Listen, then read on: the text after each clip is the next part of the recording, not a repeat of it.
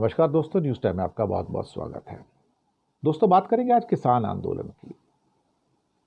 काफ़ी चैनल्स के ऊपर बड़ी बड़ी तस्वीरें, फिर वही ट्रैक्टर, कुछ लोग दिल्ली आएंगे, बातचीत करेंगे, एमएसपी पे बातचीत होगी, किसानों के मुद्दों के ऊपर बात होगी, डू और डाई की सिचुएशन है। कुछ लोग ऐसे हैं कि जो भूख हड़ताल पे हैं। तो हरियाणा पंजाब के आसपास ये मुद्दा लोगों को उद्वेलित कर रहा है। हरियाणा पंजाब से बाहर निकल जाइए, चर्चा भी नहीं है इसकी। जैसे महाराष्ट्र में कोई चर्चा नहीं, गुजरात में कोई चर्चा नहीं, साउथ इंडिया में कोई चर्चा नहीं, कुछ लेना देना ही नहीं है। किसानों के एमएसपी के मुद्दे पर बाकी किसानों से कुछ लेना देना ही नहीं है। क्या बिहार के किसान एमएसपी पे इनके साथ हैं? नहीं। मध्य प्रदेश के? नहीं। छत्तीसगढ़ के? नहीं। बंगाल उड़ीसा? नहीं। South India? नहीं। महाराष्ट्र गुजरात? नहीं, कुछ नहीं। कश्मीर के किसान? नहीं। दरअसल क्या है ना कि कुछ राजनीति ऐसी होती है जो लोकलाइज्ड होती है। किसानों की राजनीति है ना, लोकलाइज्ड राजनीति है। और ये जो लोकलाइज्ड राजनीति है ना, इसमें बीजेपी के पेड एजेंट्स बहुत सारे हैं। छोटे भैया से कहते हैं ना, जिनका काम हर चौथे छठे महीने अपनी क्या कहते हैं ना कि पगड़ी को थोड़ा सा उठा के चलना। इनको पैसे मिलते रहते हैं, नाम क्या लेना। वेस्टर्न यूपी से जाओगे तो टिकैत ब्रदर्स तो आपको पता ही है, फेमस हैं, सबको पता है कि वो बीजेपी के आदमी हैं, इसमें कोई शक वाली बात ही नहीं है।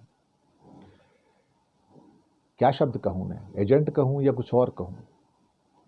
ऐसे बाकी भी जितने आपको किसान नेता नजर आते हैं वो भी वही हैं सारे के सारे। थोड़े बहुत को छोड़ दो, जेन्युइन जो किसानों के हितों के लिए लड़ते हैं, बाकी सारे कौन है? बाकी तो राजनीति कर रहे हैं, बाकी तो एजेंट हैं, और कई तो बीजेपी के दलाल हैं उसके अंदर।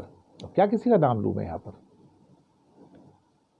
कुछ लोगों को लगता है कि एक किसान एमएसपी मांगते और नहीं दिया तो सरकार गिर जाएगी। नहीं भैया, कुछ नहीं होता, सरकार नहीं गिरती। अभी हरियाणा में चुनाव हुए, ये मुद्दे थे उसके अंदर किसानों के सारे, किसान के, जवान के, पहलवान के। हुआ क्या? कांग्रेस हार गई, बीजेपी की थंपिंग मेजॉरिटी। इससे पता लगता है कि वो पहलवानों के मुद्दे पर हो, किसानों के मुद्दे पर लोगों की सिंपैथी नहीं है आपके साथ में। भाई 50% लोग तो बीजेपी को वोट दे के आ रहे हैं, शहरों में या गांव में हो। इवन जो किसानों के जो बड़े फीफडम थे हरियाणा के अंदर, अड्डे थे बड़े, जाट एरिया, वहां भी बीजेपी जीत के चली गई। आप दरअसल लोग समझ नहीं पाए कि अंदर ही अंदर कुछ और चल रहा है। लोग ऊपर से क्या कहते हैं और अंदर वोट किसको दे के आ जाते हैं। तो लोग अपनी अपनी रोटियां सेकते हैं किसान आंदोलन के नाम पर। क्या करेंगे साहब, कर क्या सकते हैं। सबको पैसे मिलते हैं। कहीं आरक्षण के नाम पे मनोज जारंगे पाटिल महाराष्ट्र के अंदर भी वही एक जुलूस लेके निकलते रहते हैं, फिर ठंडे हो जाते हैं, उनको भी मिल जाता होगा कुछ ना कुछ। ऐसे ही किसान नेता हैं, वो निकलते हैं बाहर, हो सकता है उनमें से भी कईयों की रोजी रोटी चलती है उसके ऊपर कि हाँ भी चलो भी थोड़े ट्रैक्टर निकाल लो, थोड़े हमको पैसे मिल जाएंगे। यही तो हो रहा है। एक किसानों का बिल ही तो वापस लिया था मोदी जी ने, लेकिन बैकडोर से हर चीज एक एक करके वापस आती चली जा रही है। दरअसल किसानों के अंदर ही यूनिटी नहीं तो कोई क्या करेगा। और जो सारे के सारे जो ड्रामा शंभू बॉर्डर पे, इस बॉर्डर पे, उस बॉर्डर पे चलते रहते हैं, उसका बाकी भारत पे कोई असर होता नहीं। इन एक्चुअलिटी अगर महाराष्ट्र में देखो, गुजरात में देखो, साउथ में देखो, उड़ीसा में देखो, तो इस किसान आंदोलन की कभी चर्चा भी नहीं होती। वहाँ पर चर्चा ही नहीं होती है, अखबारों के अंदर कुछ सुर्खियाँ ही नहीं है, अंदर की पेज पे भी नहीं है, कुछ भी नहीं है भाई, मतलब ही नहीं किसी को लेना देना। इट्स ए लोकलाइज्ड इवेंट, जैसे कि हरियाणा पंजाब की एक लोकल इवेंट है। बल्कि मुझे तो लगता है कि हरियाणा पंजाब के अंदर भी उसका असर होना बंद हो गया है। कुछ लोग समझते हैं कि बड़ा असर हो रहा है, मुझे नहीं लगता। अगर असर होता तो आपको चुनाव में नजर आता हरियाणा में, जो कि जाट बेल्ट का चुनाव था सारा का सारा, लेकिन नहीं हुआ ना। तो लोग दुखी हो गए हैं। कहीं ना कहीं ऐसा लगता है कि हर आंदोलन जो अपने आप में, जैसे किसान आंदोलन पहला आंदोलन बहुत बड़ा था, उससे असर भी हुआ, लेकिन उसके बाद सब फिजल आउट होते चले गए। तो अब जो चल रहा है वो सिर्फ एक अच्छा खासा बड़ा ड्रामा है।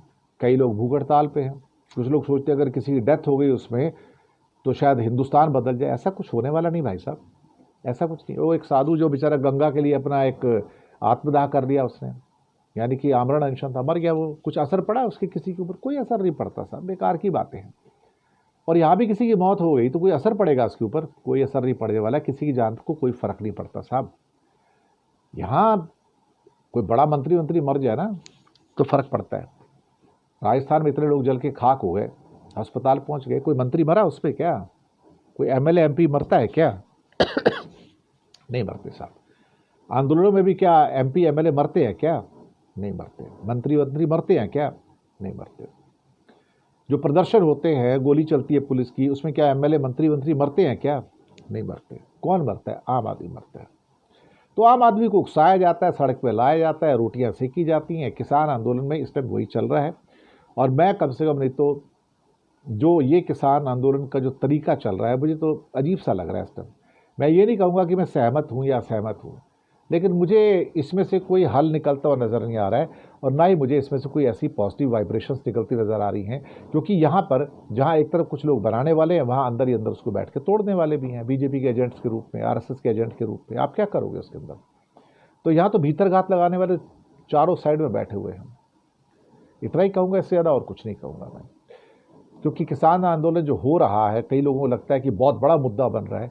मुझे नहीं लगता है। ये मुद्दा भी एक बुलबुला है, जैसे कि आजकल अम्बेडकरवाद का एक बुलबुला चल रहा है। एक हफ्ते 10 दिन में, 15 दिन में, एक महीने में वो भी ख़त्म हो जाएगा, ये भी ख़त्म हो जाएगा, और लोग फिर वो अपनी रोज़ी रोटी में लग जाएंगे। शुक्रिया आपका।